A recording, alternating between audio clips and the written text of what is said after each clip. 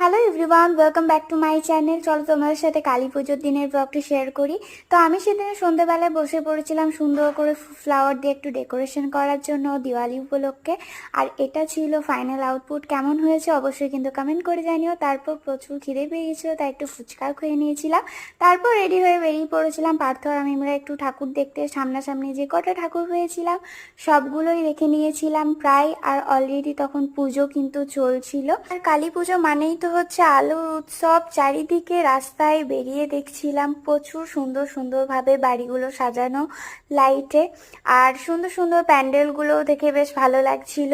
একদম ছোটবেলার কথা মনে পড়ে যাচ্ছিল যে এইভাবেই আমরা সবাই মিলে ঠাকুর দেখতে বেরোতাম। কালী পুজোতে ফটকা ছাড়া তো ইনকমপ্লিটই থেকে যেত পুজোটা, তাই বাড়ি ফেরার সময় অনেকগুলো ফটকা নিয়ে বাড়ি ফিরেছিলাম। এসে পরে অনেক ফটকা ফাটিয়েছিলাম আর এইভাবেই কাটিয়েছিলাম দিনটা। থ্যাংকস ফর ওয়াচিং, দেখা হচ্ছে নেক্সট ভিডিওতে। Bye bye.